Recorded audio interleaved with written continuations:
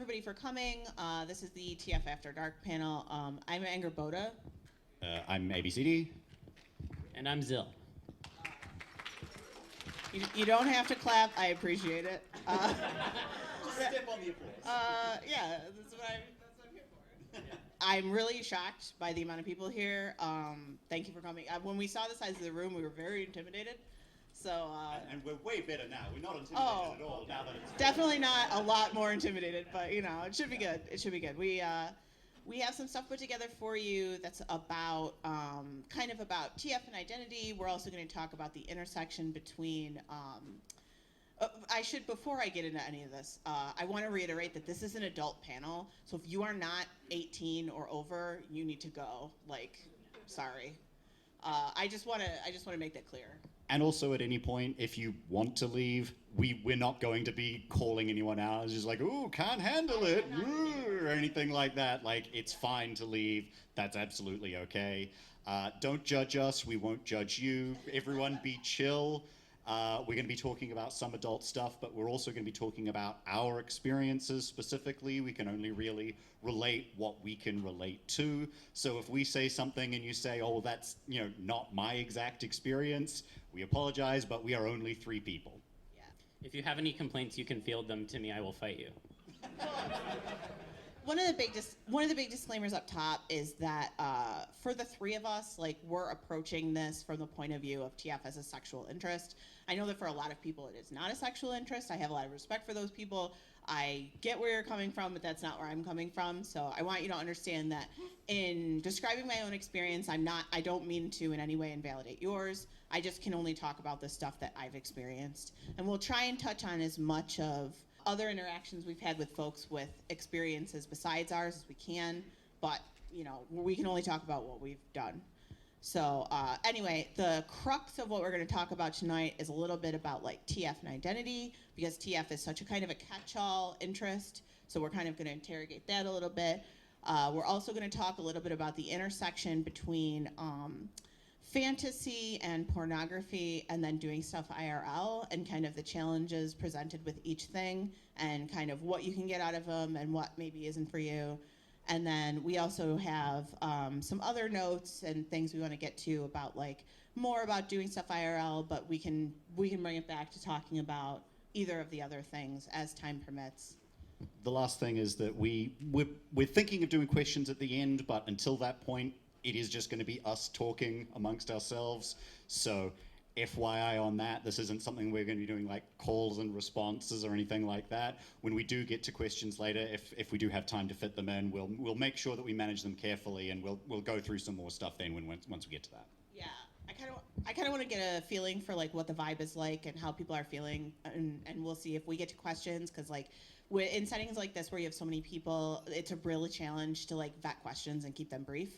So just because you have so many people and you oftentimes have a lot of people that want to contribute, which I appreciate because TF is such a personal interest. Yeah. And again, I think one of the important things I'll just mention is there have been other After Dark panels where you get into the mechanics of how to do X, Y, and Z. I don't think that's really the aim so much this time. We're going to talk about it, but I think it's more conceptual. Crafting ideas. Yeah. This is Yeah. the measurements of tape you want to use. Yeah, or this is the consent sheet you need to fill out or something. It's not that. Yeah, it's definitely more conceptual. So I think, do we want to talk about labels first? I think that's kind of what we talked about first.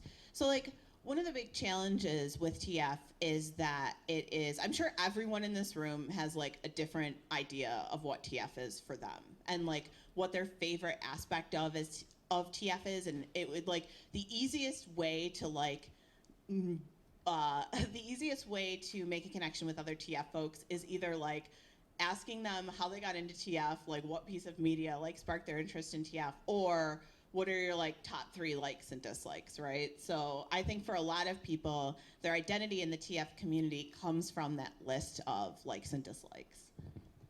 Yeah, I think one of the also important things to remember is that, again, as we kind of touched at the beginning, it's not necessarily their sexuality for everyone. And I think that sometimes it can be really difficult to have these conversations because you're like coming from it from that different angle. Like, you know, for example, if you're coming in and you're like, hey, you know, I'm at a like a meet and greet or whatever, and it's like, oh yeah, this is like really important to me, like this is very much my sexual identity, and you're just going up to someone who's like, actually that's not me at all, I just find it fascinating on like a conceptual level, and please do not talk about genitals anywhere near me. Like, it's important to like have a way, I think, to talk about like the different ways that we intersect with like TF, and sometimes that can be a bit of a challenge if you are not like cognizant that other people are coming in from it from a different angle. So we have a bunch of points about like labels in the TF community. One of the things that we wanted to mention is that we all engage with labeling differently, and that our labeling within TF can change over time. Like, people can decide, people can go from saying like, hey, I only experience this non-sexually, I'm only interested in it non-sexually, and then over time be like, actually I do like this sexually, and that's allowed. Like, the cool thing is that your relationship with your interest, let's say interest, I guess, for some of us an interest, for some of us a fetish, and for some of us both, like, that can change over time, and that's okay. I think like one of the difficulties with the kind of like hyper specific labeling we get now, both in the TF community and kind of in the greater LGBT community, is just that like sometimes we feel wedded to those labels. We decide what we like very early, and then we cling on to it and we don't want to give it up. Or we aren't necessarily open to opening ourselves up to something that we might like. And so one of the challenges can be like deciding like, what is a boundary? What do I hard not like? And what am I just like not interested in right now? So that can be like a difficult thing to work through. And so like, in a way, it's funny because like as TF people, our identity is always very fluid, right? Like, something you were sure about yourself, you know, 3 months ago, you can suddenly be very unsure of, and that can be a difficult thing to work through. I was just going to add, like, to be a little bit spicy isn't necessarily the right word, but to go down a particular route, for example, with TG stuff, it can very easily be people start off going like, oh, I find this interesting, and then I find this sexually interesting, and then, oh, I've had a realization and it means a different thing to me now. And all of that is okay, and all of it is, it's okay to have that shift, and it's also okay to acknowledge that other people can experience those things in different ways. People can be like, I still like it as like a sexual thing and it doesn't mean anything else. And you can also have people who be like, it is no longer sexual, it is a big deal. And, you know, everything in between. And I think one of the big challenges in those situations is like, transformation is such a personal interest for each of us. Like, each of us experience it in our own way. And it's easy to project that onto someone else. It's easy to say that like, well, the number one thing for me is this, or my relationship with TF is X, or, you know, my TF like unlocked my gender or whatever, and then say, oh, that's the relationship and that's the journey that everyone else is going to go on. Mm-hmm. And like, that's not necessarily true. And so I think one of the important things when you deal with other people in the community is to just kind of meet them where they are and be able to say like, hey, whatever you're going through, wherever you're at right now, I can accept that and not try and like put my stuff on you.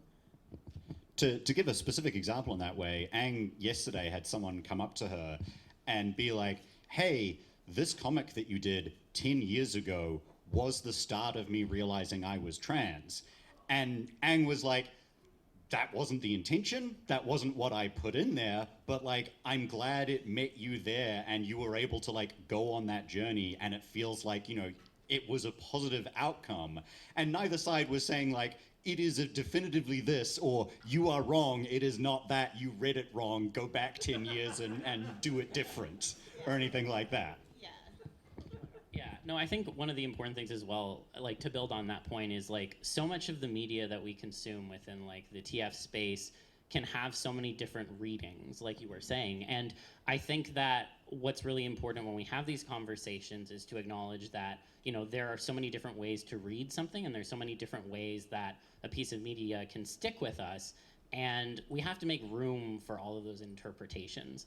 And this isn't till getting like hot take discourse or anything like that. I'm not trying to do that. But like, someone's American Werewolf in London means nothing to another person, or it could be, the start of something else. And it's so important when we have these conversations, especially, when we're engaging with people in person, to just keep in mind that we all interpret TF in our own like individual ways. And to like build on the gender point as well, it's like, there is definitely a high percentage of folks within the community who are trans or non-binary. I myself am non-binary, and I found that like TF was a way to help explore that and really understand it.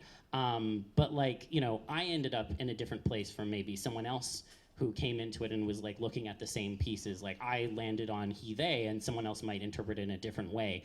And I think that it's just so important to remember that the media that we consume just has so many different impacts. Just to sort of briefly pick up on that point, there can be a lot about TF that's like, what if body weird? And you can interpret that and like experience that roller coaster in a lot of different ways. It can be, what if body weird? Cool, horny. Or what if body weird? Oh, maybe my body would actually be like this and that would be cool. Serotonin. What does that mean?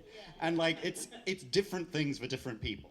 Yeah, there's definitely like, for some of us, it like the body weird is the end point. Like, wouldn't it be cool if body weird? Think about that. Like, and then for some of us, it's a beginning, and it's a bridge to something else. But that doesn't mean anything for our relationship. Like, we need to be cognizant of the fact that everybody's processing that relationship differently, because like all of us in this room have some kind of idea of, hey, wouldn't it be cool if my body or someone else's body was different in some way? Are we okay if we do like a raise hands? I know we're on a podcast or whatever. Yeah. So raise your hand if you would like your body to be weird in a specific way. That is the majority of the room. Not all, but the majority of the room. They were both bottoms. Raise your hand if you are primarily interested in seeing other people's body be weird in a specific way. Yeah. Roughly half, maybe a little bit more. I would say like a third. I would say a third. Yeah. But I mean, that's also one of the cool things in our community is that people have a different idea of like what end of the body weird spectrum they would like to land on. And it is a spectrum, because for some of us, it's like, well, I would like my body to be weird, but I might also like to watch someone else's body be weird and then maybe be involved in that. So, there's a lot of possibilities. And over time, you can go from primarily being like, hey, I would like to be the observer, to like, hey, I would like to be an active participant, actually. Can confirm that can happen. And that has to do with your level of comfort and your relationship with your own identity, which is the thing that is fluctuating. Because like, you can start with an idea of yourself as like, I am a faceless being who watches from the other side of the mirror. And that's totally fine. That doesn't mean anything about you. It doesn't mean anything about your relationship to yourself or your body. Like, but you can get to a point where you're like, okay, I've exhausted a lot of possibilities and I'm ready to explore more possibilities. Raise your hand if you have ever gotten into something that you didn't think you would get into. Nearly the entire room. Nearly the entire room. And it's cool. Like, one of the coolest things about our community is that we give each other space to do that. Like, if one of my friends, like, tomorrow is like, I think it would be really rad if I could be a fucking toaster. I'm not gonna be like, fuck you, toaster, is a bridge too far. Like, what I would be is like, oh, I remember that Mama Bliss comic. Yeah. I was gonna say, I'll be here to represent the Toaster TFs. Toaster TF is great. But no, like to build on what you're saying as well, I think that like one of the interesting things when like these conversations come up, and I think this is like just a good thing to remember as well, is that when we get into these things that we didn't necessarily anticipate we would get into, again, our paths are unique, and there's always going to be like TFs as well that we look at and we're like, I'm getting into stuff, but maybe not that. And I think it's really good to keep that in mind because, like, as much as we love change and we love, like, different perspectives and everything, we know inherently there are hard boundaries that we may have. Like, not everyone is going to be like, yes, I'm into this thing, and now I'd like to be that upside down. I'm calling myself out. Like, that's for many people, that is absolutely not. Like, I do not want the dick in the coming out of the mouth. No, thank you. And I respect that. I mean, I think you're wrong, but that's fine. But to be honest, like, what I'm trying to say here is that when we start to explore these, interests that we have and we're being introduced to new things and we're thinking, oh, maybe that's something I can get into, if you do hear that you have a hard boundary, that is something that's important to listen to.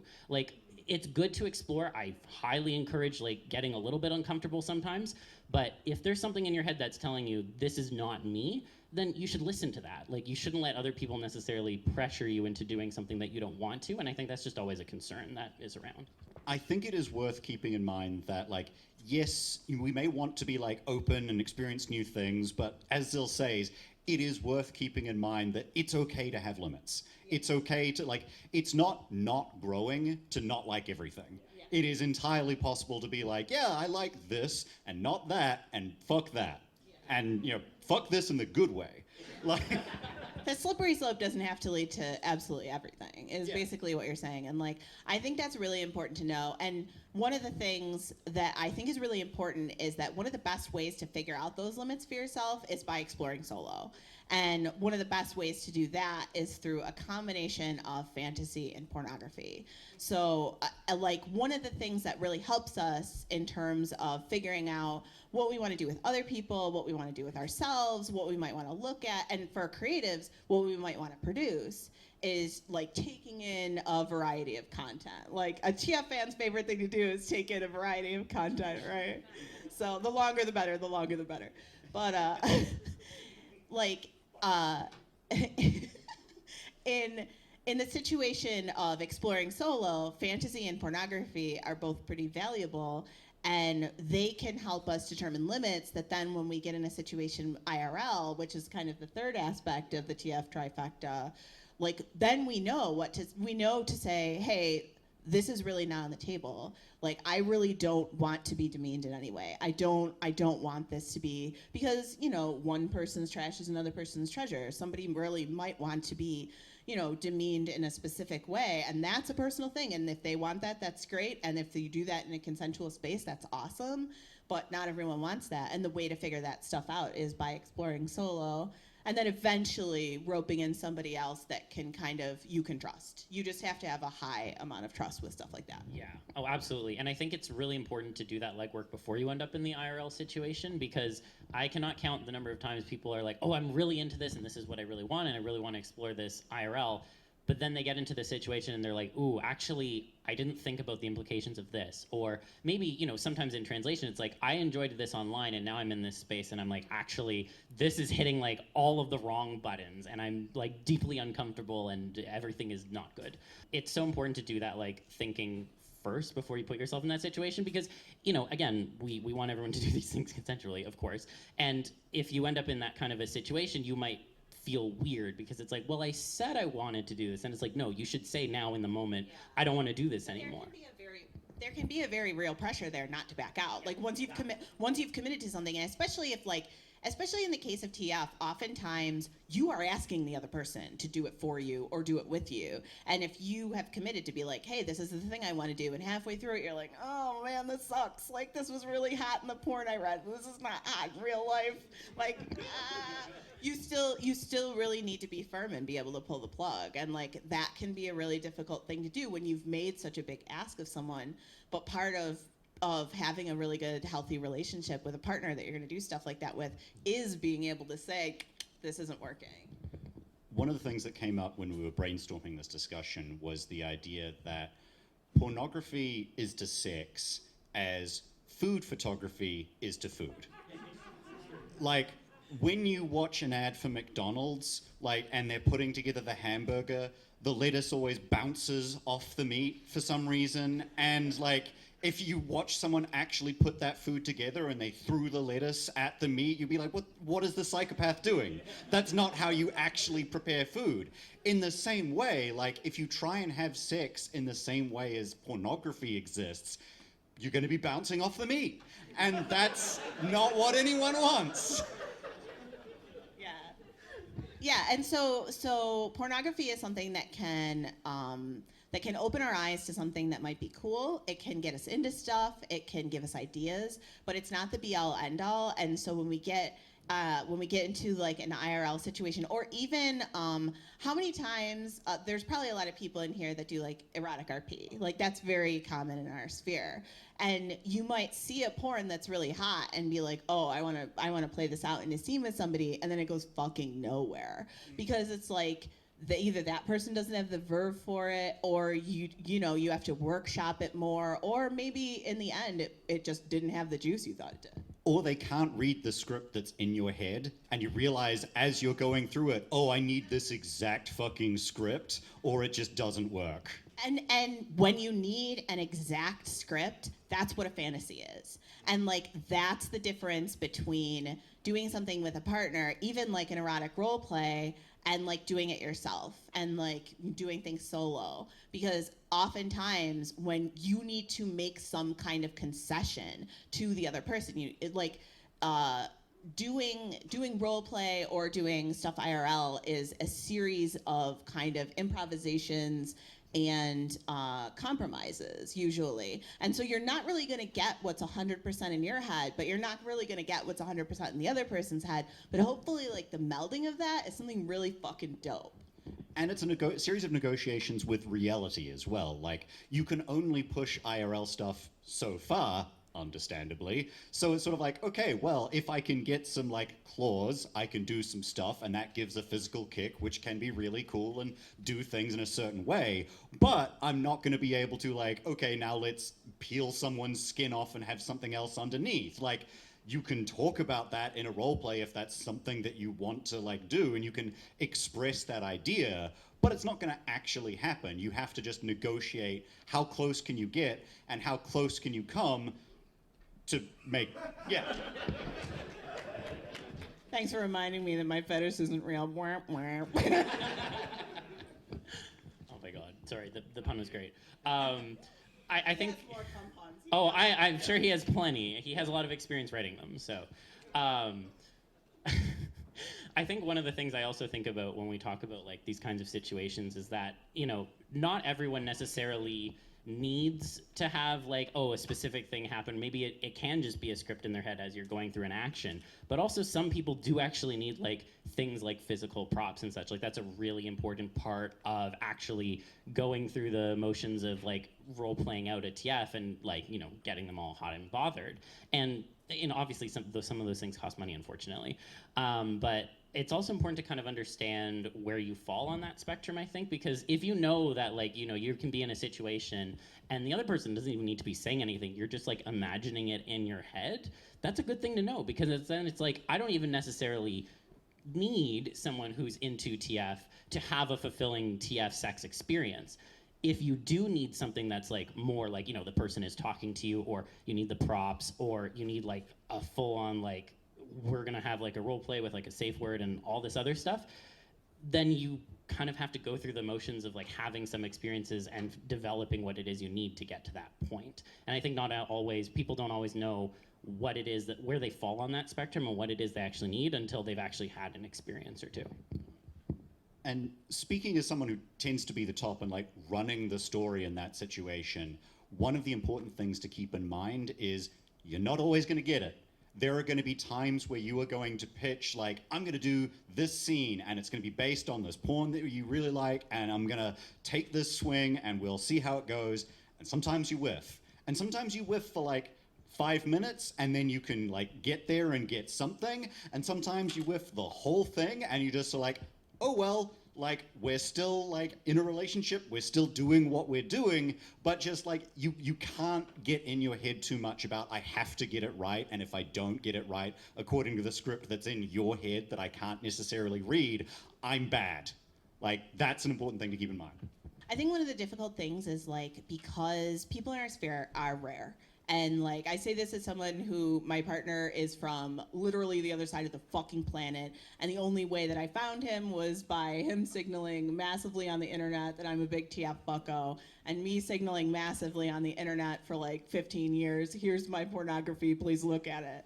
And like that can suck. And like a lot of times the only times we see each other is at cons, and we feel very grateful the times we get to be in each other's company, and sometimes that time is short. And what can happen is that we can then have so much pressure. There can be so much pressure to perform. There can be so much pressure to put together the perfect scene. There can be so much pressure, and you have to give yourself the grace to fail. You have to give yourself the grace to be like, this one might not work out. And it's okay if this one doesn't work out, and we'll take another crack at it, and it's not the end of the world. And it's a really hard thing to accept when you only get to see someone 3 times a year. If you're trying to be like, okay, I'm going to hit a bullseye and oh no, I miss. Well, 6 months later, try a little bit to the left and down a bit. It's really hard to have that like sort of wherewithal to just be like, well, you know, didn't hit the bullseye. There's next time in 6 months. Yeah. Like, that's rough. To use a very silly analogy, it's kind of like being a dungeon master in D&D. And I say this, I think of this a lot. Totally unrelatable. No one here has any idea what I'm talking about now. I say this as someone who is a... Is this room full of fucking nerds? Yeah, I think it might be. I think it might be.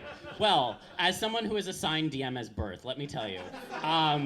I always think about that when we're talking about like things like scenarios, because you know sometimes your players are not going to roll a nat 20. Sometimes they're going to roll a 1, or you're going to roll a 1, and that's just, you kind of have to roll with it, right? So you know you can sit there and enact like the most amazing scenes with all these characters and blah blah blah, and sometimes they go in and they just set everything on fire, and you have to be a little bit dynamic sometimes when it comes to that. So you know, I hear you laughing. What you are describing is a sex gremlin. Yes, that is exactly what I'm describing, and I have met them before, and they can be a delight, I will say. Yeah. But you know, again, it's like everyone has a different way of interpreting things, and even when you are like planning something out to a T, you also have to be flexible, because the best DMs are flexible, and they will roll with the punches and can do a little bit of improv. And when you're doing a situation like this, what you really need is to be quick on your feet and to do improv. I'm getting ahead of you to say that. Everyone here knows that like a competent TF top is insanely rare. So like, please be nice to them. Like, thank you TF tops. You're doing the world a service. Okay. What I was going to say is the fact that like the best advice I can give in this regard is to freely give and freely receive feedback. Like we were talking about before with, you know, it can be hard to like, oh, I missed and da-da-da-da-da. If someone says during a scene like, oh, don't use that word, or like, oh, could you actually talk about this now? Like, it is so much better if your response is like, yup, let's do that now, rather than like, oh, no, fuck, I'm sorry, I forgot that I shouldn't use that word, or like, oh, I should have been punching your foot, or whatever the feedback was. Not a real example, trying to be specifically unspecific. But yeah, like giving and taking feedback in the moment makes it so much easier to follow the script that's in someone else's head, because they are not handing you a sheet of paper and saying, read this. If they are, great, you can do that. But generally what they're doing is saying, let's do this scene, and you kind of have to just go with it. And that's why, like, it's so important to normalize fucking up.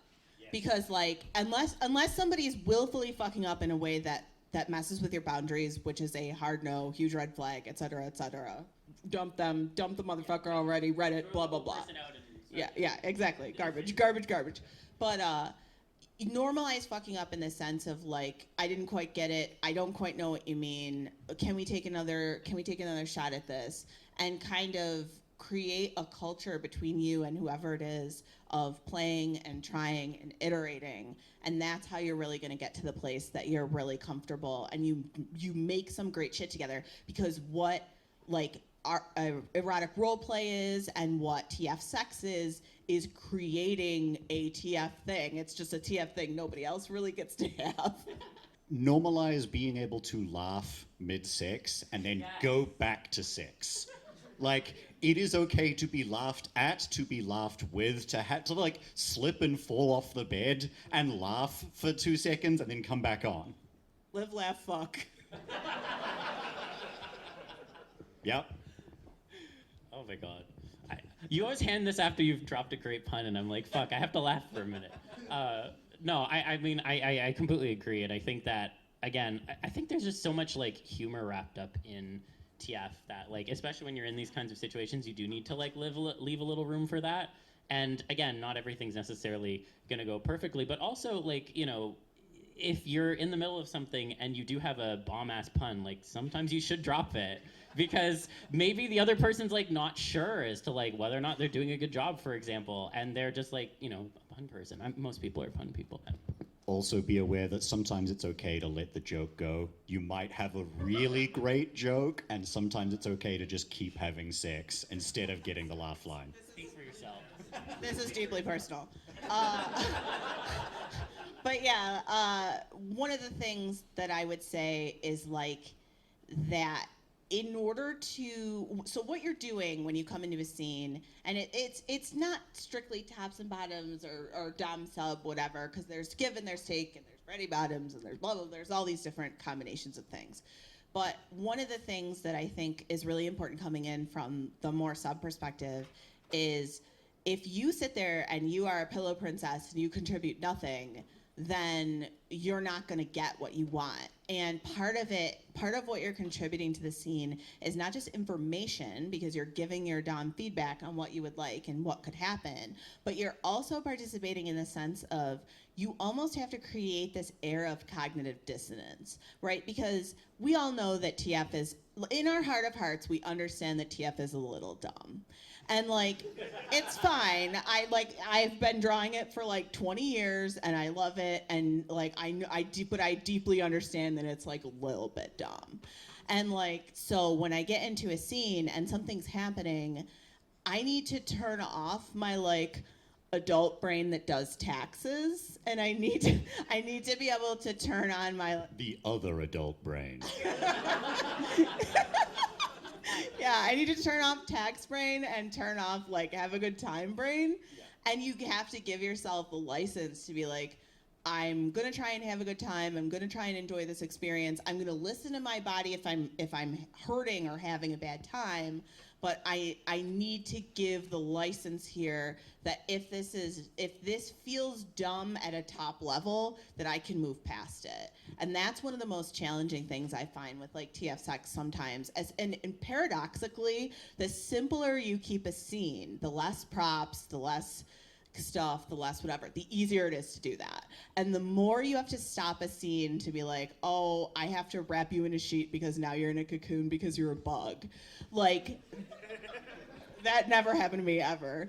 Like, but yeah, like, the more you have to stop a scene to do stuff like that, the more you have to kind of play with that sense of cognitive dissonance.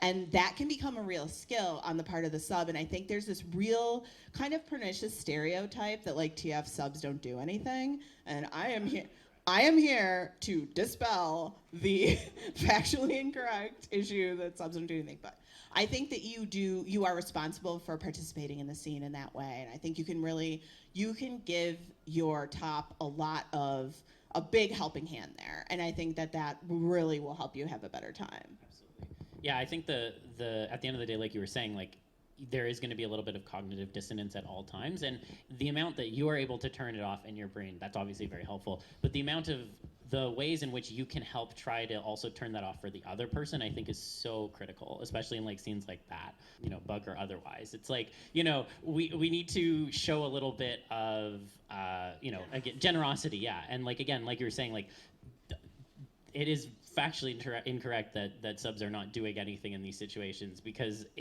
and I say this as someone who likes to see it, like, a big part of enjoying TF is also, like, enjoying the person reacting to the things that are happening, and, like, having those kinds of reactions. I mean, guys, this is what we're all here for, right? You know, like, we watch media all the time and we're like, oh, that TF is really hot because the person is reacting to this, or they have this sort of sensation that they describe, or there's this visual thing that's happening and we see their, like, reactions on their face. the reacting is like a huge part of the transformation. And if you're not actually giving anything back, then neither of you are probably having a good time. This actually feeds back in pretty well to like some of the other parts of that TF trifecta that we were talking about in terms of like fantasy and pornography. Of it is really helpful to be able to point to a thing that you like and say, I like this specific thing. This is what I like about it. To be able to, if you're doing anything with a person, and this doesn't have to be a real life thing. Like if you are doing a, erotic role play with someone, to be able to just be like, hey, here's an image. Could you just have this picture up in the other screen? Like, this is the kind of thing that I want to like go towards. This is the stuff that I want to like pull from. And that's really helpful to be like, okay, that means that kind of gives the other person like a mental checklist of like, cool, I can see the face. I'll mention that. There's a snout. Great. Love a snout. Tail coming. Great. Perfect. Other stuff, fill in blanks. Yeah, and that goes back to like using references can be really helpful. And like that's part of like pulling pornography. And like one of the cool, fun things you can do when somebody is interested in what you're interested in is just trade porn. Like be like send each other shit that you're interested in and then talk about it, or don't talk about it, or talk about only the stuff that you really like and get a feel for what each other finds interesting. And that can be just really informative because a picture's worth 1,000 words and words are worth 1,000 words. You can send people stories is what I mean. And again with that, be chill. Like if someone sends you something that you don't like, try not to be like, bah. But also, it's okay to be like, I don't like that. You should express like, this is not an element that works for me. And so therefore you can know both like, let's not explore this thing, and possibly like, oh, if all of your shit goes in this direction that I do not like, if you only like TF because, you like the idea of being like tiny, and then I don't like that at all, big only, then, that's not compatible, So keep that in mind. Basically, friends send friends TF porn, and friends also tell friends when the TF porn does not touch their buttons. Like, that's just, seriously, it's true. And it's such an important skill to develop. I feel like so much of this boils down to the ability to communicate with one another, not only just like in these situations, but also like in advance of the situations and when we're in these spaces with each other, and even when we're just online talking about things. Like, communicating is the foundation of like all sorts of relationships, not just TF community relationships. But I think that sometimes, especially online, it can be really hard to kind of get our points across because we have a lot of nuances that we're trying to communicate, and 280 characters is not enough to express those things, right? So I think that when you do get into those kinds of conversations with people, you should really try to make sure that they also have the space to express themselves in a way where they feel like they're communicating their nuance and their perspective, and so that you then can also do the same back. And it's only when you actually are communicating the nuances that I think you can really kind of form the genesis of a lot of these relationships that people are craving in the TF community, friendship or otherwise. I think like one of the things everybody in the TF community is constantly seeking is to be understood. And like this is the thing I run into with people more than anything is like they crave the moment where somebody's like, I get it, I love that thing. I had exactly that same experience with that episode of Street Sharks. I had exactly that same experience with like whatever it is, Lion, the Witch, and the Wardrobe, or whatever. Like it's Dawn Treader, but whatever. But like when somebody says like, I deeply understand you, I had exactly that same experience, I resonate on your wavelength, that is like so affirming and good, and it feels great. And the people in this room are the only people that can give that to each other, because somebody else who is not into what we're into can try and understand you and they can get there, but you guys can give it to each other right away. And like that is such a gift to give another person, and as good as it feels to get it, like you also have to be willing to give somebody the space to be understood in that same way. And I think that's like really important. I want to also say like one of the biggest and truest challenges is when you do try to like have a partner who's not into transformation, but like communicate to them what you find interesting about it and like have those kinds of fulfilling experiences. And I do like want to stand here and say like that is a possible thing. Like it can happen. I have experienced it, and it's really moving to some degree because it's like someone's doing all that work to try and like understand where you're coming from with this kind of dumb thing that it's like, okay, you like really liked werewolves and now you're really horny for them. All right, I guess. Like you can really communicate that across to people who have no basis in this community, but it takes time, and it needs to be with people that you know and that you trust. And you can skip at least the like explaining parts when you are interacting with other people within this community, and that is a big barrier because, again, yeah, it's a fast forward because you have to be really vulnerable at the start, especially with someone who knows nothing about transformation. You have to like explain all these things. So I just think it's really important to mention that as well, because you can have those fulfilling experiences outside of the community, but it takes a lot more legwork, and sometimes it's better to start off here and start to build your own like communication skills. There's one caveat that I want to add, and it is that none of us are beholden to do this for anyone else. Even if you exactly overlap with someone else's like fetish sphere, if they come to you and they're like, hey, you made this thing, I love it, I need you to like talk me through it, or like let's meet up IRL and like do it, you don't have to do that. Like, just because you may be the person who is most aligned with that wavelength, it's not your job to do that. So Ang was talking before about the way we found each other being us projecting ourselves out into the internet, being like, this is the shit we like, this is the shit we like, and the signal was returned, and we found each other through that. That only worked because we also meshed as people as well. Like, if we were just two people who are horny for the same things, like, you can definitely get good stuff out of that, but it would be perfectly fine and okay for either of us to just be like, no, I don't want to just give this to a rando, or I'm not getting anything else out of this. So maybe there's, some value of erotic roleplay, and then like that's it, or maybe nothing. Like, people can come across as somewhat demanding in terms of like, you make this thing, I like this thing, make this thing for me or at me or with me, and that's no one's job. Hi, you do good art, you turn me into dog? I can tell you, like, one of the difficult things about like being an artist is that I feel like a lot of people in the community, and this isn't just TF, but it's furry and other stuff, like, I feel like the dream is having a partner who's an artist who can just draw you whatever. Yeah. And like, I've run into that somewhat, and it can be like a big bummer. So like, yeah, it you want it to be give and take, you want it to be mutual, you want it to be, all those things. And certainly I want to underline this like 17 times, you don't owe anyone sex. Like, even if you like the same stuff, like, you don't owe anyone sex, you don't even owe anyone talking to them about sex. Like, you can safely ghost whoever about any of this shit at any time. I want to be really clear about that, because I've had to put that foot down like so many times in my life, and like, it just is what it is. And it's hard because like, you feel for everyone in this community, and you have a big sense of empathy towards them. And we talked about that before, where it's like sometimes hard not to project what you like about TF onto other people, and you can feel for them, but that doesn't mean that you owe them all of those things. But if you find someone who is worth your time and is worth your investment and reciprocates it and values you as a person, then getting to the next level with all this stuff does involve this level of investment, and that can be really, really rewarding. And it can also be really, really difficult, because this shit it can be so hard to open up about, because it is, we do all know, deeply a little dumb. And it's really hard to be like, hey, something that is deeply personal to me is also very dumb, but also if you make fun of it, I will cry. And so that can be a very difficult line to walk with somebody, because opening yourself up in that way can lead you to so much damage. Yeah. Yeah, like the need to be vulnerable about this stuff, in my opinion, puts it at a level that makes it just that much more difficult sometimes to like actually have those kinds of fulfilling experiences with other people. And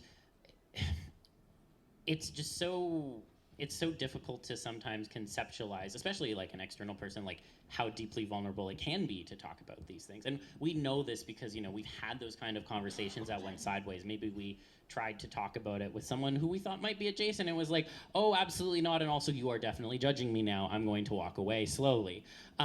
It's just so difficult sometimes to open up in those ways. But I think to build on that point as well about the investment, it's so important when you are having these kinds of conversations, and if you do want to like build something more than that, you also have to care for the person outside of their TF interest. And I know that sounds like really rote to say, but like sometimes it's a bit lacking, and it's really important to kind of emphasize that, because we are all people who, have to do taxes at the end of the day, and maybe we get off on thinking about TFing while we're doing taxes, but that's besides the point. Like, we have these other things that we have to do. I challenge you on that. I guess terror and horny do live next to each other in the brain. They do. They're I just realized somebody's fetish is taxes. Yeah. I knew that from day one, okay, please. But no, like, seriously, like, it's so important to remember that we are all, like, these people with these, bodies. We want to be weird, and we are all trying to make connections with one another, and that's not the only thing about us that we need sometimes in order to build those deep connections. Like, talking about interests outside of TF, I feel like doesn't necessarily happen often enough. And of course, like, in a convention, that is like the main thing you're coming in for. You're like, I feel seen, I want to feel seen, I want other people to feel seen. That's where we're making connections. And that's totally fair. That makes sense. But if you want to build things beyond that, then you do need to start thinking about the other things that, show investment. And, obviously some people, they're like, no, that is the only thing I want you to know about me. You will never see me again. Goodbye. I'm disappearing and sashaying away. But, for most people, I think, like, we are multifaceted and we have other things about ourselves that we care about and we want to share with other people. And I think it's really important that we acknowledge that. I think, like, one of the things we're talking about is a tendency within many different communities to reduce people to a validation vending machine. Like, nobody is your validation vending machine, and you shouldn't be anyone else's. And if you find yourself in a relationship with somebody where that's all they want from you, like, no. But anyway, like, let's stop being a relationship advice podcast now. One of the things that I wanted to sort of mention is the sort of avenue we touched on before is that, like, TF can be varying levels of sexual for people, and that is another element to sort of, like, make sure you are sort of discussing and putting out there, but also being willing to think about for yourself and decide where you are at with that, and that may change. Because it may be that TF is something that you find just really interesting, you guys. I just find it really interesting, and it's just an intellectual exercise. And then, like, maybe over time you think about it more and you're like, actually, no, it does go straight to my dick. There is a different thing going on there. Or maybe it can be both things, or maybe it stays forever in intellectually interesting, let us never discuss dicks. And, like, that's okay, but that's also something that if you're discussing this with someone, especially in the sense of having a role play or, like, investigating it with further, like, it is worth making sure there is an alignment on that, because you don't want to be talking to someone and be like, haha, dicks, body weird, and have them be like, I just wanted to know how the musculature would change. I thought that was interesting. They'd be like, yeah, but there's muscles in the dick, right? I feel like our resident vet friend will feel seen by that. But no, I completely agree. And I think one of the frustrating things sometimes is we don't necessarily have, like, quote unquote micro labels for some of these things. And like I feel certain ways about labels, they can be really helpful. Like, if you say, oh, I am this, then you know exactly what that is, or I am that, and blah, blah, blah. But, we don't really have that language, like, in the TF community. We all just are like, we like TF, and maybe there's, like, specific things we like in TF or about TF, but we don't really talk about, like, the intellectual side, is what I'm saying. And, like, again, to your point, like, if someone is really interested in TF and, like, thinks about it really deeply, but it's not a sexual thing, it can be really difficult to, like, communicate that externally. It's like, how do I, like, broach that in conversations when everyone's being, like, horny, like, 24/7 around me? I think there's definitely useful verbiage in our discourse that we've invented. Like, we invented the idea of identity death. And, like, everyone in here probably has an opinion about identity death. So, I mean, that's a really useful thing for us to use to talk about our alignment. It's not necessarily a label, but whether we enjoy it or not is something we can pretty easily, like, everybody has an opinion about it. Usually, some people I found are like, whatever. And I'm just like, I don't understand you. But yeah. And to build off of that, it's also funny because we also then, like, we have these labels, and then sometimes we start to try to, like, subvert them in our own ways. Like, I've talked about, like, what I like about identity death, but someone might hear me say that and be like, that's not even identity death. I don't know why the fuck you're saying you're into that. And I'm like, but it is. I say it is. And they're like, well, no, it's not it for me. So, like, it's funny. We have invented these labels, and then we've also, like, invented these, like, new, like, creases within the labels, and it's like, what the fuck are we doing, y'all? Like, I don't know. labels can, like, it kind of goes back to what we were saying before, but labels can be a really useful tool for communication, but you don't want to just use them as like shorthand that means one thing forever, both for you and for someone else. If you have a label of just like, I am like non-sexual TF person, or I am super sexual TF person, then that can be helpful to get across like what you would generally want from a situation. But there can be times where you actually be like, actually, you know what? The horniness is gone. I do not need this anymore, or whatever. Or vice versa. You can be like, oh, actually, I found the boner. So now let's, yeah. I think it's relatively intuitive to say that people are more than a collection of F-list terms. But like that's basically what it is that like people exist on all kinds of alignments and all kinds of spectrums. Like as an artist, like I have had a gazillion people be like, hey, your thing got me into the thing. Like your thing and I will say, like, as an aside, like when you say that to an artist, like, hey, your thing's really weird, it got me into weird thing, like they drew that, so like don't be like, oh, your weird perverted drawing got me into this weird perverted thing. It's like, yeah, it's normal for me. Like this is Tuesday, leave me alone. But I do think like, it's flattering to hear like, oh, you depicted something in such a way that it made it appealing to me. So it's nice to know that it's feeding into that thing of like, oh, maybe somebody would send that to their friend and be like, hey, what about this thing? Because I think one of the things we all seek as TF people is novelty. Like there's definitely a big kind of, and that's like, I think of like the slippery slope effect, right? Like I want to turn it into this on Tuesday, and this on Wednesday, and this on Thursday, and that's why it can never be permanent.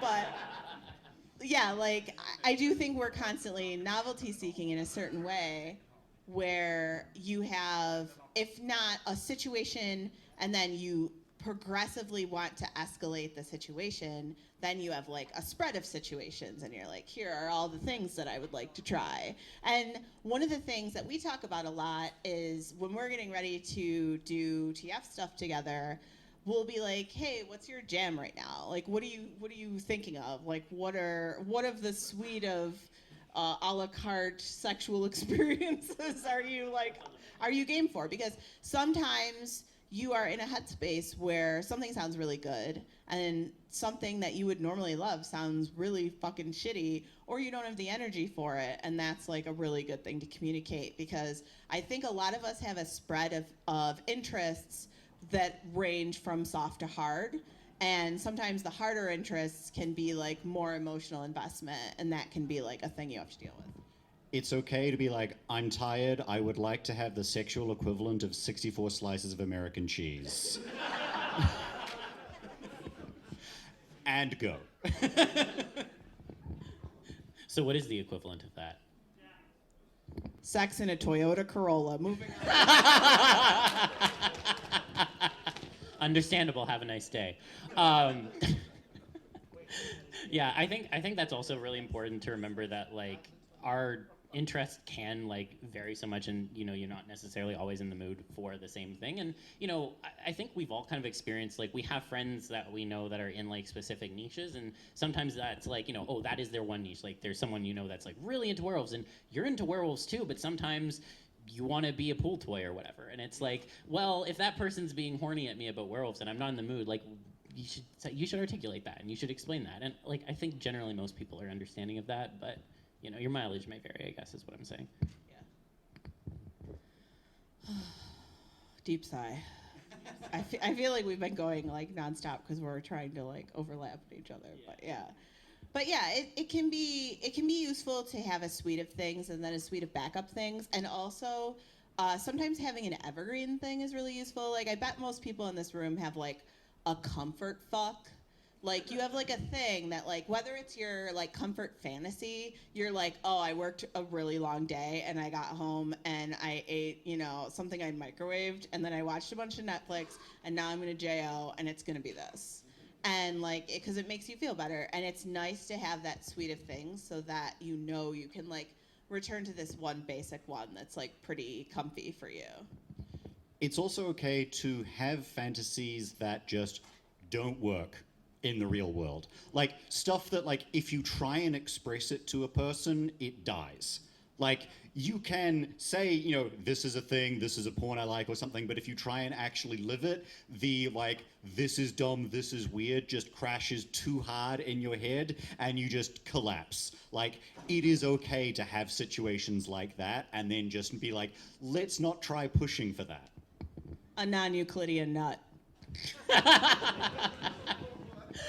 Yeah, no, I completely agree with that, and I think that even like there's like specific interests I think people can have where it's like, you know, maybe I am like, you know, my sexuality is TF, I'm really into TF, blah, blah, blah, but I have this specific interest that in my mind is like obviously sexual and I really enjoy, but I never want to interact with that IRL. And I think it's just so hard to like explain that sometimes to people as well, because it's like, oh, you know, we bonded over this very strange esoteric kind of TF, and now you're telling me you don't actually want to do it in person? Like, what are you talking about? And it's like, those people exist. It's a thing that happens. It's more common than you think. Yeah, it can be really useful to be like, hey, if I ever have to talk to another human being about this, it will send me to boner hell. So I know not to engage with that with somebody else. You can have like, I definitely have fantasies that are so fucking dumb that I have not even told Abe about them, and that's okay, and that's fine. And as the other person, like, don't take that as a challenge. Don't take that as something like, I will rescue you from boner hell and rocket this up to heaven, because you won't, and it will take a long time of badness to figure that out. So it's okay to just be like, this is a private thing, this works solo, it doesn't work when you know, released into the open air. Sometimes if you try that, you just both end up in the shadow realm, and that's just it. Like, that's just it. That's just it, y'all. I think it can be like Abe was saying, like, you don't have to connect on every single thing, and like having some healthy amount of overlap and having a healthy amount of not overlap, I think is completely fine. And like also like doing vanilla shit is fine, and like that can be really good and healthy, especially if you have like a partner who's like, this is my TF person. Like sometimes you can encounter things in doing vanilla sex that really inform your TF practice, or you can bring some like vaguely TF-y elements, IDK, into like a vanilla scene, and that can be really nice because it's not as high stakes. Like if it gets fucked up, then it's like, well, we were just having normal sex, it's fine, whatever. To use a bad D&D analogy again, like, you know, if you are just doing a one-shot, I'm just gonna, whatever. If you're doing a one-shot, it's a lot lower stakes than an ongoing campaign, and like, you know, sometimes it's easier to just like introduce in some things subtly, and then, you know, if it flops, then it's like, okay, well, see you next Tuesday, we'll do something else, you know, like, sorry, I like D&D. It is possible that there are people here whose sexuality is TF. And that like vanilla sex as an idea doesn't fly because like without the TF, things don't fire, that doesn't work. That can be the case, and you can still have vanilla sex to a degree where it's like the other person isn't doing that work because you're giving them a break, and then in your head you're like, okay, here is dumb fantasy that I can run through in my head that lets this go, while, you know, they don't necessarily have to like open the treasure box and get all the shit out every single time. Like, it is possible to have stuff that just, you know, varies in that way. Yeah, I think it's easy to feel like the goal is to have like a number one TF sex all the time. And like, you don't have to do that. Like, you can have like some really great stuff, and it's okay to have like medium sex, like normalized normal sex. But yeah, like it's okay to be medium. Like they're not always gonna be bangers, but yeah. Yeah, normalize the B- sex is what we're saying. Like, just that's what it is sometimes. No, and I think that I think a lot of people in their heads, like even especially like, you know, to bring back the con thing and like the pressure of like performing at a con, people are like, oh, I'm coming here and I have to have like the most A++ experience, or otherwise like I'm never gonna feel fulfillment again. And it's like, please do not like put that pressure on yourself. You may have some C+ sex at a con, and that's not bad necessarily. So long as you got something out of it, the other person was fine with it, it was all consensual, like it's fine. It's good to actually have those kinds of experiences, and I worry sometimes about the pressure that we put on ourselves to perform at that level. But I think a lot of times, like, to put myself on blast, like that pressure comes from porn. Like, I make TF porn, people look at TF porn and they're like, damn, I wish I could do that. and then they get in a situation and they're like, well, if it's not exactly like the pornography, then it's not good enough. And it's weird that I've even had that thought, and I'm aware of that it's a pernicious thing and that it's something you fall into. And it's like, sex that isn't like your perfect, amazing thing is still sometimes worth having. So it's definitely not a problem. But anyway, it's hit like 11. I think we're going to try and take some questions because I know folks probably have some stuff they want to talk about. What we're going to do is we're going to have folks come down so that they can use the microphone, just so that they're not trying to like project to the whole room from their spot. If you can't get up or you don't want to, that's totally fine. Just raise your hand. But if you can and you would like to ask a question, if you want to come down here to the left, something that I would say is like, be cognizant of the fact that if you can keep your questions short or like to the point or easy to understand, because we're all kind of coming into this from different places, that would be really preferable. So if anybody has anything they want to talk about, if you can come down here to my left, if not, we can vamp. I would also just like to say, like, try and make sure that you're not asking a question that you wouldn't be interested in someone else asking. Like, keep in mind that there is a room full of people here, so don't go super elaborate. If you talk for more than a while, we will probably cut you off and summarize what you're trying to say. Also, please don't ask a question that puts anybody's like shit directly on blast. Do we have a question over here? Yeah. Howdy. Hello. So, just want to ask, would any of you be able to speak about the strange contradiction that could be about being really into TF sexually, but also being aggressively asexual? Okay, good. Okay, I had a feeling. Yeah. Hello, hi. So I'm gonna sit down. So thank you for that question. Yeah, because that's like, that's my thing. Yeah. So I do want to be clear. I have a very interesting relationship with the label asexual. Please do not at me. I'm the kind of person who does also enjoy having sex, but is not sexually attracted to people. It's a whole thing. Please do not ask me to explain right now. We'll be here all night.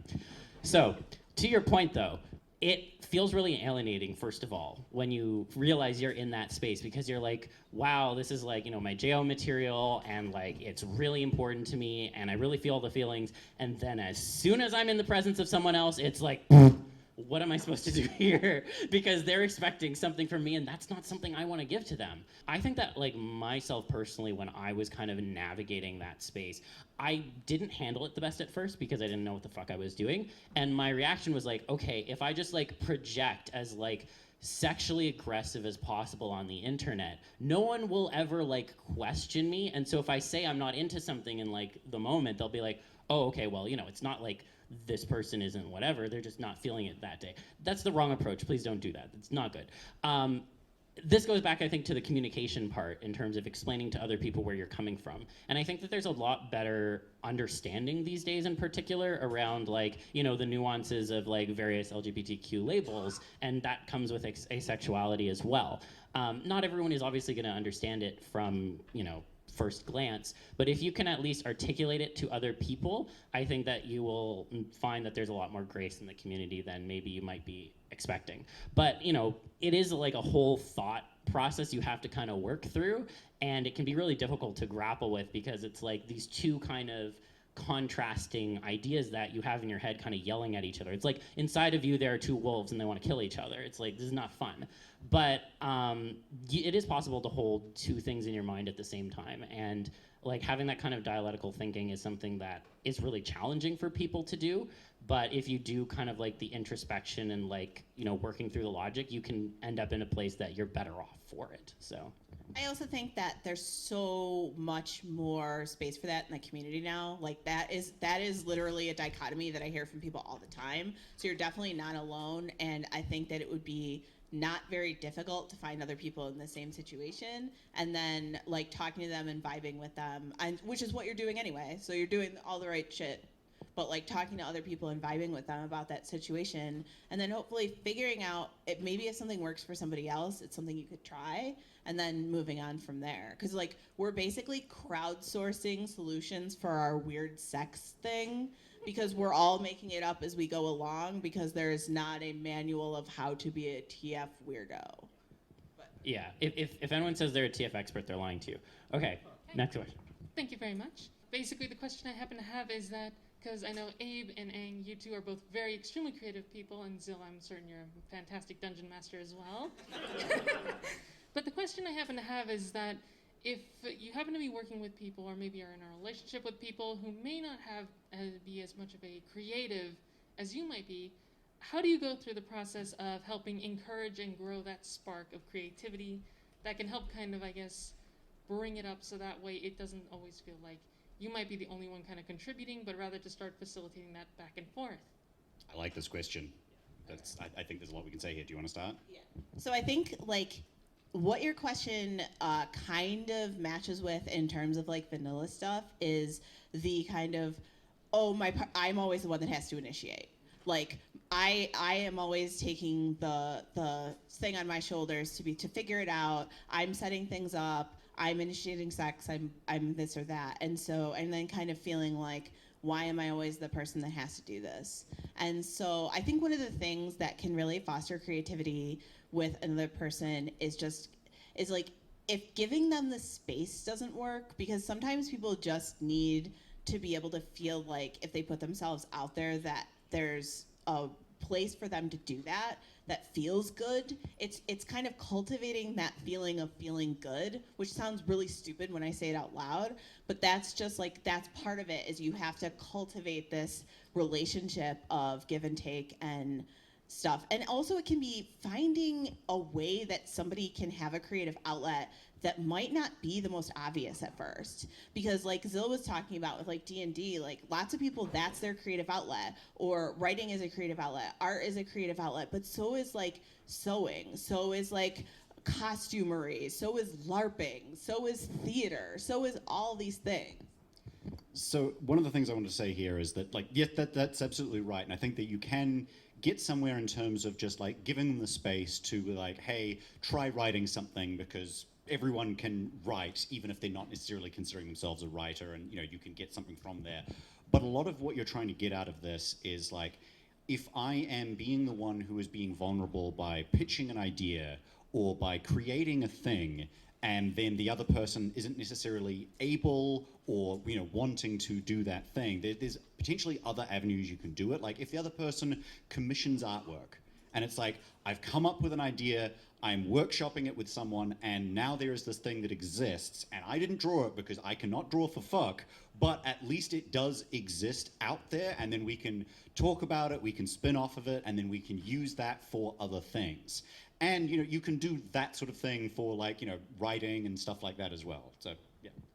It's also like collaboration is like such an important part of that. Like if your partner's not a writer, then get a prompt from them and write something based on that. Or like Abe does a lot of like choose your own adventure type stuff. Like things like that are a great opportunity where it's like your partner doesn't have to make a huge decision or commit to revealing all of their bare soul, but they're still like, they feel involved and they feel like they can participate. I don't want to add too much because I think y'all covered what I was going to say, but the one thing I will just add is that one thing that I find really nice is like if you integrate it into like more of your everyday life stuff, you can make like little jokes or little comments, and that can actually spark a lot more ideas than you might think. Like if you're like, oh yeah, I'm walking down the street, something, I'm like, oh, that's a TF trigger right there or something. Like that is like, it's a small thing, but it actually can like make a difference to start getting like those ideas flowing. Because sometimes people, it's not that they're necessarily not creative, it's just that they don't necessarily know where to start sometimes to start formulating an outlet for it. And so it's like creating those kind of opportunities for them to like start thinking about it in that way, and like a, you know, a casual basis, I think can help a lot. So like TF is my main sexual kink, and sometimes I'll get into these periods of times where like I'll compulsively engage in media and think about it, and like sometimes it gets to the point where like the dopamine isn't hitting anymore, and I feel kind of gross because I'm like over sexualized in general, like in those times, and I'm wondering like how to maybe deal with that and maybe have a more healthy sexual versus regular life balance. Yeah, so I think that's a good point, and I think that a lot of people kind of struggle with that sometimes, especially, I think like a big part of it is like you start feeling alone, you know, like you're like, I'm like, the dopamine's not hitting like you said, and I just like I feel like no one else is going to understand that I'm going through this problem right now, and now I'm starting like the whole self-loathing thing. It's tough to like work your way out of those headspaces. Frankly, when I have had like those kinds of like episodes, I find it helpful to disconnect completely. But like when I say disconnect completely, I mean like yes, I'm gonna like step away from like creative stuff for a bit or whatever. But I'm not gonna like start like beating myself down, basically is what I'm trying to say. Like, this is a thing that I'm going to step away from, and that's fine that I'm not vibing with it right now, but I can always come back to it, and like maybe I'll have some ideas that'll help bring me back to it. But it's so important to not like to try your best to combat the self-loathing as much as possible, because again, we all have this like slightly dumb interest, but that doesn't make us like dumb people. Like, we all are our own multifaceted beings, and it's important to remember that. Yeah, real quick, I just want to say, like, one of the nicest things Abe ever said to me that has nothing to do with porn or any of this stuff is don't get yourself coming and going. Like, don't feel bad that you feel bad. Like, if you feel bad, it's okay. And, like, you don't have to get on your own case for feeling like shit about something. But also, like, if there's something that you can identify to work on it, that's great. Like, I think one of the issues that we face, and it's very difficult, and I grapple with this a lot as a creative who makes pornography, is that it is hyper available. Like, there is so much porn online. There is so much of this stuff all over the place. And because we're in a social sphere that can often be very adult focused and be very porn focused, it can feel like you are required to engage with this all the time, and you are not. Like, you are allowed to like put blocks on your Twitter, decide not to engage with certain websites, like whatever is the reason why you're engaging with this stuff sometimes can be that you're filling a hole. And like, you kind of have to then identify, like, what am I using pornography for that I could be doing something else instead? And then trying to like peel that back and then try and balance out, like, okay, I'm now doing the thing that I should have been doing that I was avoiding by like engaging with porn. And because that's totally a thing. Like, I have like mad attention problems, and like part of it is just like anytime I'm doing a task, I want new task, right? And so anytime, even when I'm like working on adult stuff, I'm like, oh, I'd rather work on different adult stuff. And it's like, it can be a thing where it's like I'm using the second task to avoid the first task. And so it can just be sorting it out in your brain, like, what do I really want here? What am I using this for? And then how can I reroute some of these processes so that I'm doing something more healthy, and something that feels more healthy? Because I'm not going to stand up here and say porn isn't healthy. I make porn. I think you can have a really healthy relationship with porn. But like anything, like with food, like with exercise, like with anything, you can have an unhealthy relationship with porn. And so finding a way to like equalize those things is really important. I'm going to take a second to have like something of a tangent on this question and talk to the people who are listening to this at home, assuming this recording goes well and this does in fact come out as a podcast. But because everyone in this room is here and is engaging with a con and is around other people, I have been the person who is listening to this at home by myself and going like, I don't have any connection to any of this except I'm using it as porn sometimes. And like, I don't talk to anyone, I don't do any like social connection or have any of that community. And taking the steps of actually talking to people about it, and it was really difficult for me because I felt like, this is porn, why would I talk to randos about porn? And there are ways that you can find that you can build friendships that, like, yes, it can be inspired from that, but you can still get beyond that and to be actually able to, like, as Zil was saying earlier, make those jokes about like, oh, that's a TF trigger in real life, like, can be very validating and kind of pull that part of yourself a bit more into the light and make it more able to be something that you can like live with and feel okay about, because you have other people in your life that also express this and live with this and like are real rational people outside of that as well. Like I said, everyone in this room has taken at least like some steps along that path, but for people who are not in this room, find ways to engage with community. Find like Discords you can join and actually talk to people on. Find like artist streams that you can chat with and like build up that sense of engagement, because that can genuinely help. Yeah, understanding that there's somebody on the other side of the computer who makes all this stuff can really change your relationship with it, and that the people who make it and the other people who are using it are people, and having a more holistic relationship with like yourself and your fetish can be really helpful in that regard. Yeah. Last thing I'll just say, like what you just said, like everything is in real life. Like there's nothing that's purely online, and so you just need to remember that. But being vulnerable can be scary, but it also can carry a lot of rewards, and you can build some of the most rewarding like friendships and relationships out of it. So. Yes, this is a general podcast question, plus related to the first asexual question. As someone who tends to like darker themes within TF, have you ever heard of the term autochorisexual, which is where you don't see yourself as part of the subject, you see yourself kind of as the third person. You're not the person who's TFing someone or being the TF. You're the observer. Yes. Yeah. So have you talked about that in any of your podcasts or? So it's not something we've actually talked about on the podcast yet before. Oh wait, did we? Oh, we did. Sorry. Oh no, you did on top of yours. Yeah. Sorry, they're like the podcasts are blending into one in my brain. You want to talk about that next? So we used to have a concept that we talked about on our old podcast called the subject and the scientist. And the subject is the person who really wants the body weird to happen to them, and the scientist is the person who really wants the body weird to happen to other people. But there is another kind of thing, and it's like the third person disembodied observer. And that is definitely a phenomenon that you see in TF where people are like, I don't want to be in the room, but I want to watch the video feed. And like that can definitely be a perspective that people come into. Yeah, that's basically where I started out. I was very like, I can't rationalize me being a part of the scene because like this thing is so weird and horny and distant that like it needs to be happening over there, and I can like consume it and engage with it at a distance, but I can't be a part of it because as soon as I'm a part of it, it's real, and then my name is being used, and if you use my name, it's not a fantasy anymore, it's my life, and my life is not this level of horny, so it all collapses. It comes back to what Ang was saying earlier of like having that cognitive dissonance to deal with the weird, and the easiest way for me to do that was just to have it be over there. And over time, I got to the ability to like be a part of it.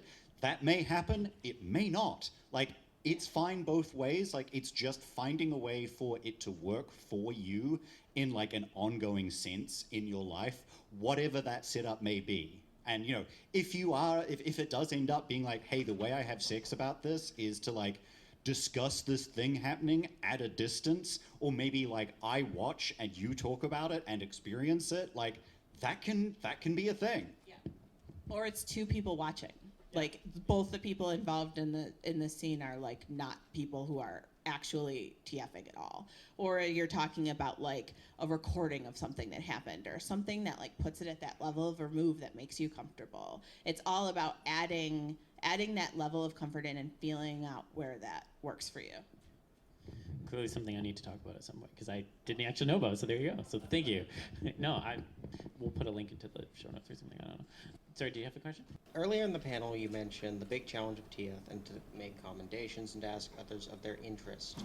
I wanted to ask you three, what got you into TF specifically as an interest entirely? Sure.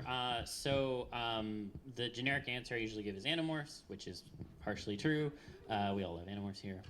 The deeper cut is there was a TF in the Magic School Bus CD-ROM educational game that was like, I'm like 9 and I don't know how to process this. It was the dinosaur one, for the record. Yeah, well, this is deep cut Zillore.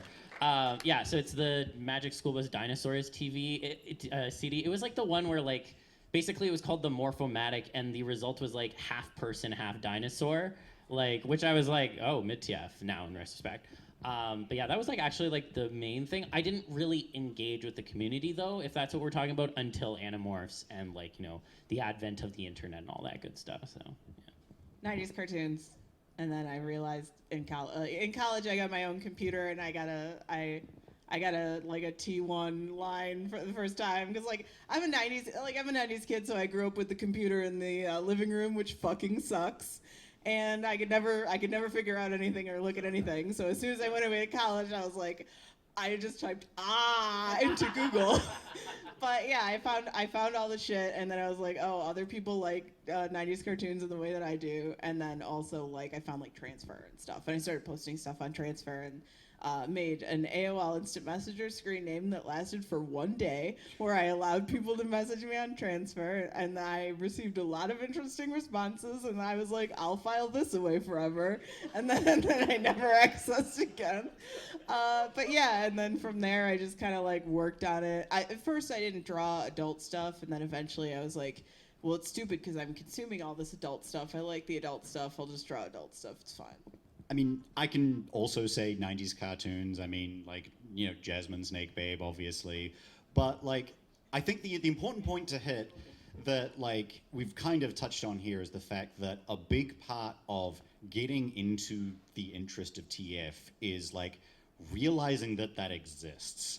Like, finding the internet, finding this community out there, finding the other people in this room, and just being like, oh my god, that was what the fucking headache in my pants was saying. Oh, yeah, when you go down the... Right, okay, yeah. So, like, I think that really is a big part of it, is connecting the dots and knowing what it all finally means is when you find other people that are already there, and then they can just be like, oh yeah, okay, now I get it. Now I understand what's happening. Yeah, because it's like the confusion of being like, well, I've been horny about this forever. What the fuck? What the fuck? What the fuck? Yeah, and even like, cause like like. I don't know, I was horny about it from a time in my life where I like didn't understand what horny was. So I was just like, and then I became an adult and I was like, okay, yeah, and you just have to connect the dots. I got into furry stuff way before I was into TF online, which seems insane, but it's whatever. So it's fine. I think we've probably got one last question, which is probably going to be the last one that we're going to be able to fit in. So if you want to come up. First of all, thank y'all for being so cool and brave to come here with your human faces and talk about your sex life. Please clap.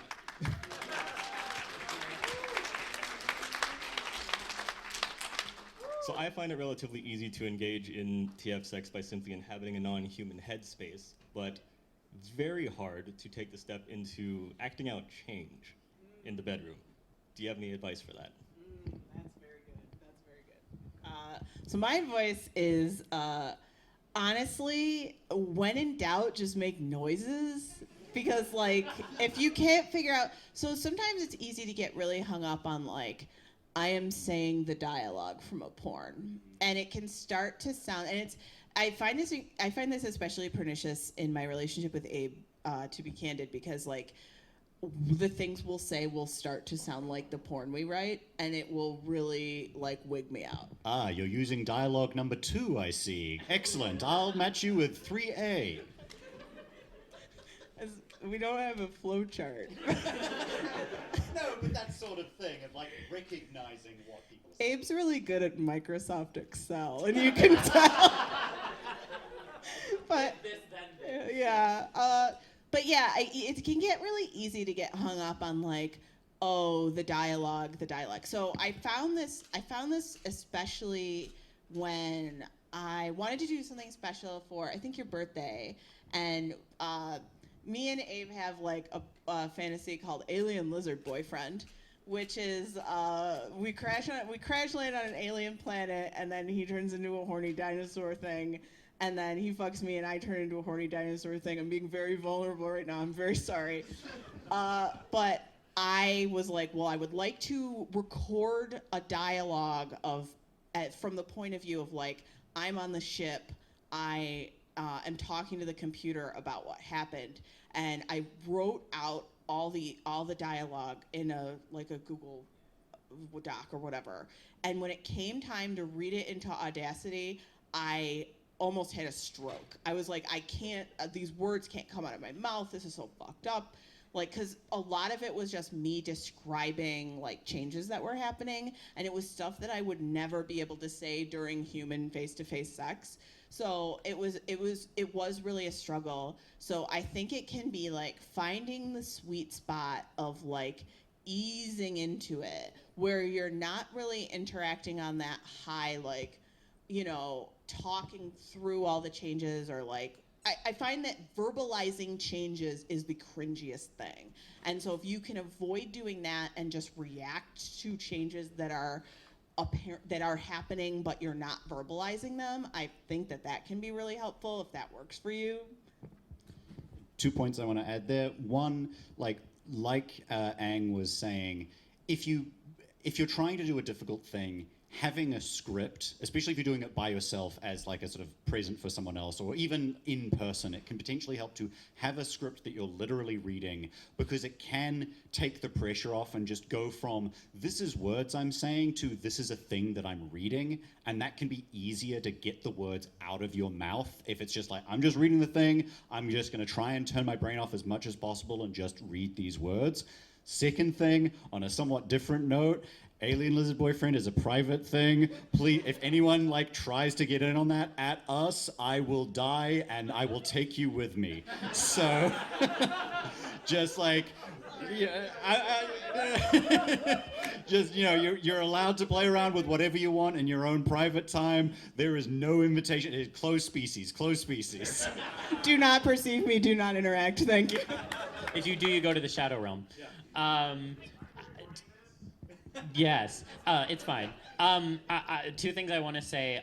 So from the perspective of like someone who is being changed, one of the best and easiest things you can do, like you said, is to make animal sounds. Like you can lose the ability to say full words and sentences really quickly, and now you don't have to anymore. It helps a lot for some people. From the other perspective, and I do apologize, I'm going to sound like a broken record. As someone who does a lot of D&D and DMing, that is the headspace I go into. So I actually don't have any problems when it comes to this. and taking several seats. I don't have a problem with that, like acting out or like saying those lines, because to me it's about inhabiting a role. And look, I have a background in theater. Okay, I was a theater kid. Like, what can I say? Okay, like that's what I think about. And so for me, it's like I'm gonna put on like a performance and I'm gonna do it very well.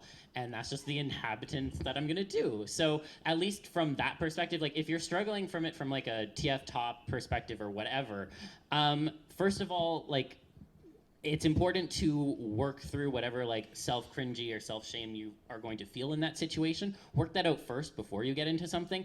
Yes, it's easier said than done. It will take time, et cetera, et cetera. But once you've done that, then, you know, look for like pieces of media that you find that really like get you going or your partner going. Start to incorporate new things, and if you can, do a little bit of improv too, because improv is the best thing that you can do. And yes, it's a skill that if you're doing D&D, it's very important. I'm sorry, this just became I'm a DM and that's it. Actually, your advice was just be really extra. Be a theater child. It's okay. No, but I think that that's really good advice, and I also think that like, oh my God, I spaced it so late. It was the dab. It was the dab. It really took me out of the headspace of answering the question. But I think like you can always just kind of take a run at it. And then if it doesn't work, you can try it again. And there's no law that says if you say something cringy, then everything has to stop. And I remember the thing I was going to say. Sometimes it's really useful to know what not to say. And you can be like, hey, these are the 5 things. If I say them, my dick will implode. Yeah. So like I just avoid them, and then it's mostly fine. So sometimes it can be a case of like, well, this is what hasn't worked for me in the past, and just working backwards from there, instead of like, hey, this really does work for me. But I do think modeling it after porn that works can be really helpful. If you find a writer whose like dialogue you like or whatever, blah blah blah, or find a writer whose dialogue you like and then just fuck them. And scene. Scene, yeah. Exit stage right. I don't think we had any other questions. I think we're good. Yeah, it's 11:30, so we should wrap up. So first of all, thank you so much, everyone, for coming out. Really appreciate it.